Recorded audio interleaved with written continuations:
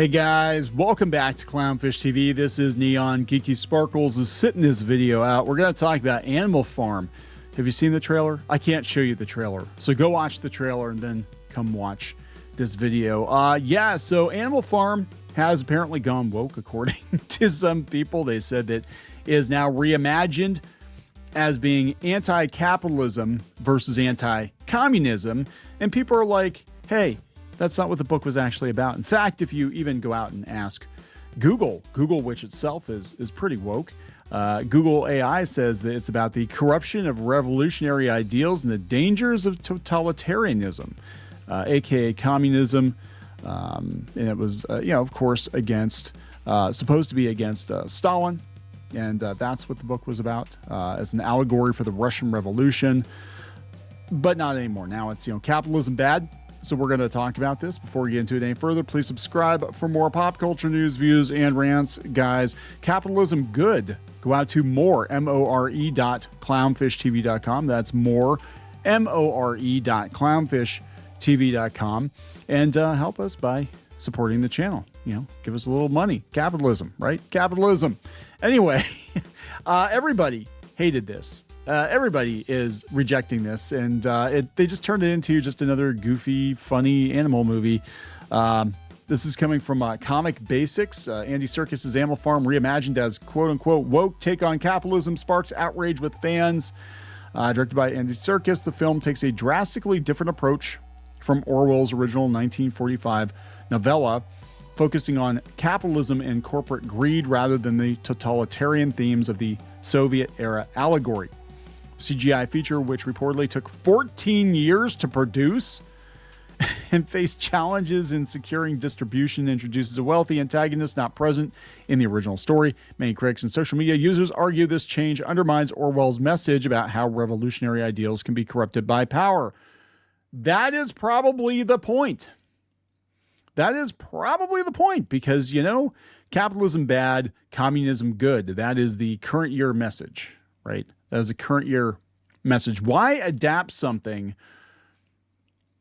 Why adapt something if you're going to change the messaging? Why adapt something if you're going to change everything about it? Now, this is Orwell we're talking about. This is 1984.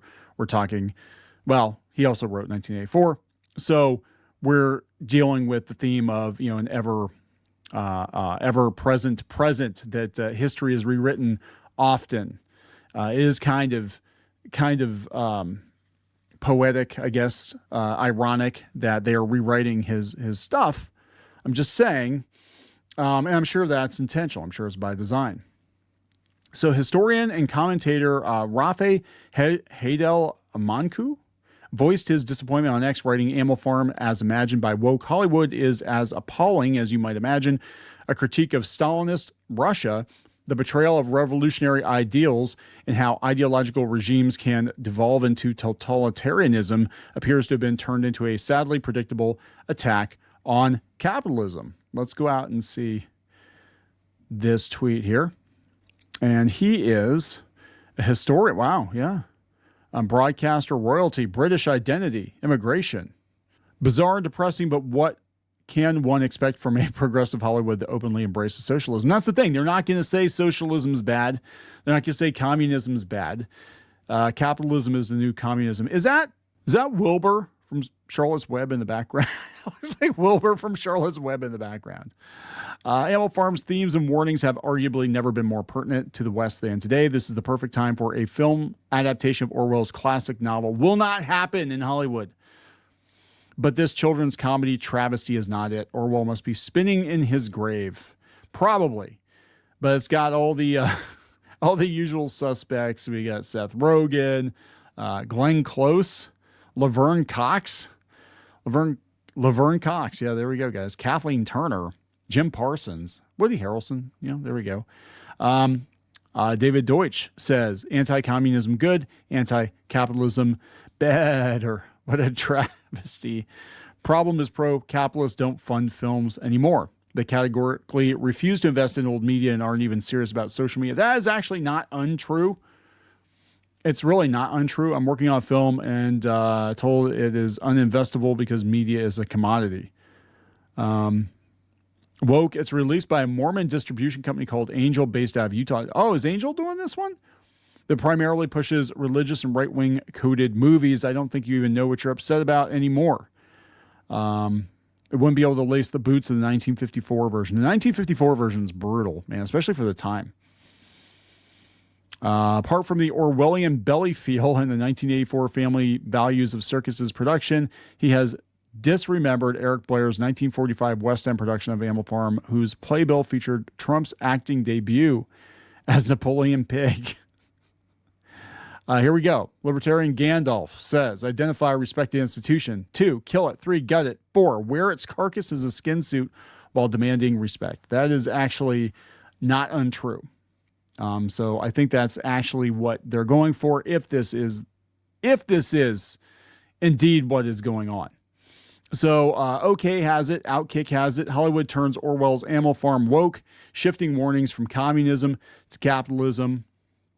In the book, the story warns about totalitarianism, revolutionary corruption, and Stalinist Russia. According to Fiction Horizon, the CGI-centered film targets capitalism and introduces a billionaire villain not present in the book. What's worse, director Andy Serkis of Lord of the Rings spent 14 years, oh my God, 14 years on this. IBC Group official founder Mario Knopfel offered a review of the changes. Napoleon, Orwell's Stalin stand-in, gets downgraded to supporting antagonist, voiced by Seth Rogen. Oh boy. The new villain drives a Cybertruck knockoff. Producers claim resemblance to Elon is unintentional. The new villain drives a Cybertruck.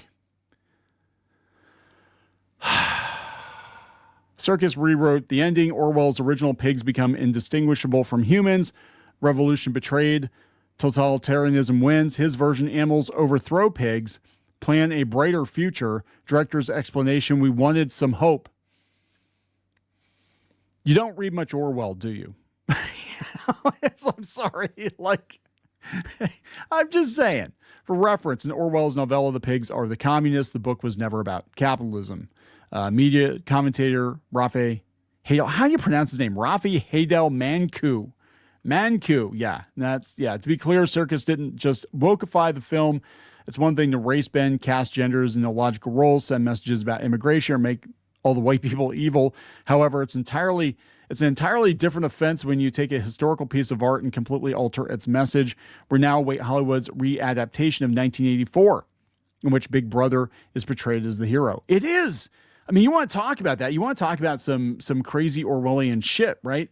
We are being monitored. We are being trained to obey, right? All the things that we were warned about. And it's being touted by Hollywood and by celebrities as being a good thing. Do what the government, until Trump got into office. But when it wasn't Trump, it was like, do what the government says. Government knows best. Oh, it's okay that we're going to invade your privacy. It's okay that we're going to constantly surveil you. You're going to have your papers to make sure you had your shot before you can go anywhere because, government knows best. We got to know what you're doing. Think of the children. You're putting children in harm's way by not letting us scan your face and get your biometrics and everything else. I mean, it is dystopian. A lot of what's going on is dystopian. Again, going back to 1984, they are changing history. I mean, you want to talk about art being changed and art being defaced. I mean, everything is supposed to go to digital. You're all supposed to just watch digital movies, listen to everything digitally, give up your physical copies of media so we can always have the most current version. And they do change things. Look at Disney Plus, all the crazy shit they were changing in Disney Plus because it was offensive for modern audiences. Never mind that these movies were made decades and decades ago. Of course they're offensive. They were made a long time ago, right? And were they really that offensive? I mean, in the grand scheme of things, were they really that offensive? I don't think they were really that offensive. But we do live in a state of now, in a surveillance state, and all of these things that we were warned against by Orwell and others. So it totally makes sense that they're going to change this movie, right? Because we don't want to call attention to that. No. The capitalists are bad guys. Not saying they're always the good guys, but I'm going to wrap it up. Please subscribe. We will talk later.